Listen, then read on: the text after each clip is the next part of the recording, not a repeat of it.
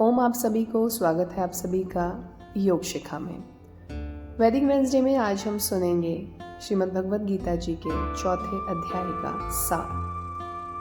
चौथा अध्याय की शुरुआत होती है जब भगवान कहते हैं, पहले मैंने इस अध्याय को अविनाशी योग को सूर्य से कहा था और सूर्य ने अपने पुत्र वैवस्वत मनु से कहा और मनु ने अपने पुत्र राजा इक्ष्वाकु से कहा। भगवान कहते हैं, अर्जुन, इस प्रकार परंपरा से प्राप्त इस योग को राज ऋषियों ने जाना, किंतु बहुत काल बीतने के बाद वह योग परंपरा पृथ्वी से लुप्त हो गई। यह पुरातन योग आज मैं तुमसे कहता हूँ क्योंकि तुम मेरे प्रिय भक्त हो और सखा हो, और यह बड़ा ही उत्तम रहस्य है। तो अर्जुन कहते हैं, आपका जन्म भी तो अभी का है और सूर्य का जन्म बहुत पुराना है, तब मैं इस बात को कैसे समझूं कि आपने ही पूर्व में सूर्य से ये योग कहा था। तब भगवान बोलते हैं, हे अर्जुन, मेरे और तुम्हारे बहुत से जन्म हो चुके हैं, तुम उन सबको नहीं जानते पर मैं जानता हूं। अजन्मा, अविनाशी और सभी प्राणियों का ईश्वर होते हुए भी मैं प्रकृति के अधीन करके अपनी योग माया से प्रकट होता हूं। और इस अध्याय में एक बहुत ही सुंदर श्लोक है जो हम सभी ने कभी ना कभी सुना होगा। यदा यदा हि धर्मस्य ग्लानिर्भवति भारत अभ्युत्थानम् अधर्मस्य तदात्मनं सृजाम्यहम्। अर्थात जब जब धर्म की हानि होती है और अधर्म की वृद्धि होती है, तब तब मैं अपने साकार रूप को रचता हूँ। साधु पुरुषों का उद्धार करने के लिए, पाप कर्म करने वालों के विनाश के लिए और धर्म की यथार्थ स्थापना के लिए मैं युग युग में प्रकट हुआ करता हूँ। प्रभु कहते हैं, हे अर्जुन, जो मनुष्य मेरे जन्म और कर्म को तत्व से दिव्य जान लेता है, वह शरीर का त्याग कर फिर जन्म नहीं लेता, किंतु मुझे ही प्राप्त होता है। फिर प्रभु कहते हैं, आसक्ति, भय और क्रोध वाले, क्रोध को नष्ट करने वाले, मुझसे अनन्य प्रेम करने वाले और मेरे आश्रित रहने वाले बहुत से भक्त ज्ञान रूपी तप से पवित्र होकर पहले भी मेरे स्वरूप को प्राप्त हो चुके हैं। जो भक्त मुझे जिस प्रकार भजते हैं, मैं भी उनको उसी प्रकार से भजता हूँ। हे अर्जुन, ऐसे सभी मनुष्य सब प्रकार से मेरे ही मार्ग का अनुसरण करते हैं।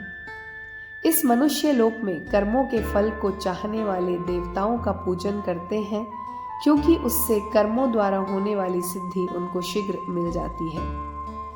चारों वर्णों और उनके गुण और कर्मों के विभाग को भी मेरे द्वारा ही रचा गया है। मुझे कर्म के फल की कामना नहीं है, इसलिए कर्म मुझे लिप्त नहीं करते।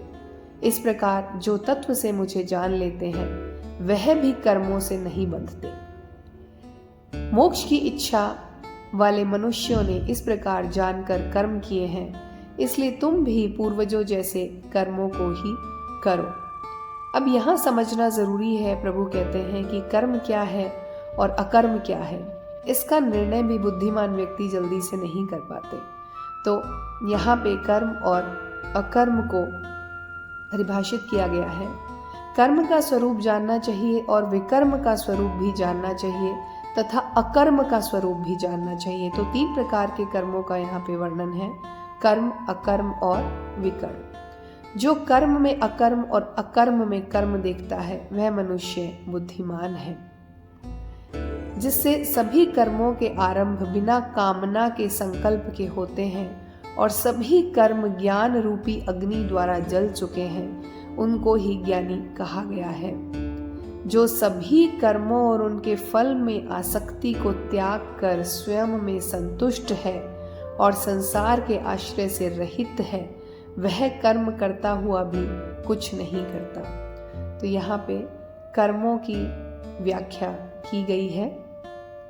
आगे बोलते हैं, आशा रहित, जिनको कोई एक्सपेक्टेशन नहीं है, जीते हुए अंतःकरण, यानी जिन्होंने अपने अंतःकरण को जीत लिया है और सभी संग्रहों का त्याग कर दिया है, वह व्यक्ति पाप को प्राप्त नहीं होता। जो स्वतः प्राप्त वस्तु से संतुष्ट होता है और द्वंद्व, हर्ष, शोक, दुख, सुख, अतीत, भविष्य, ईर्ष्या, सफलता, असफलता आदि में समान रहने वाला हो तो कोई कर्म उसको बांधता नहीं है। जिसकी आसक्ति नष्ट हो गई है, जिसका चित्त मुक्त है, ज्ञान में स्थित है, वह मनुष्य कर्म से विलीन हो जाते हैं। उन मनुष्य के कर्म विलीन हो जाते हैं, यानी किसी भी कर्म से बंधे हुए वो नहीं रहते हैं। इसी प्रकार आगे बोलते हैं, अन्य योगी श्रोत आदि सभी इंद्रियों का संयम रूपी अग्नियों में हवन करते हैं और दूसरे योगी शब्द आदि सभी विषयों का इंद्र रूपी अग्नियों में हवन करते हैं। तो यहाँ पे बोलते हैं, कुछ मनुष्य द्रव्य से यज्ञ करने वाले हैं, कुछ तपस्या रूपी यज्ञ करने वाले हैं और बहुत से लोग हैं जो अलग अलग रूप से यज्ञ करते हैं यानी कर्म करते हैं। कुछ यत्नशील मनुष्य अहिंसा आदि व्रतों से युक्त कर्म करते हैं और कुछ स्वाध्याय रूपी यानी यज्ञ कर्म करने वाले हैं। कुछ योगी प्राणायाम के द्वारा यज्ञ करते हैं और कुछ अपान और प्राण की गति को रोककर। कुछ योगी नियमित आहार द्वारा प्राणों का प्राण में ही हवन करते हैं। ये जितने भी साधक ऊपर बताए गए हैं, ये इनके जितने भी कर्म हैं, पाप हैं, वो सब यज्ञ के द्वारा नाश हो जाते हैं। इसलिए हे कुरुश्रेष्ठ अर्जुन, यज्ञ से बचे हुए अमृत का अनुभव करने वाले योगी सनातन पर ब्रह्म को प्राप्त होते हैं। यज्ञ न करने वाले मनुष्यों के लिए तो यह पृथ्वी सुखदायक है ही नहीं, फिर परलोक कैसे सुखदायक हो सकता है।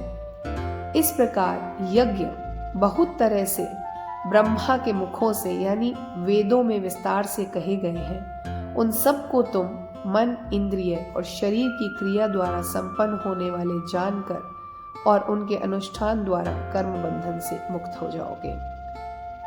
तो उम्मीद है आपको ये सार अच्छा लगा होगा। धन्यवाद आप सभी का सुनने के लिए।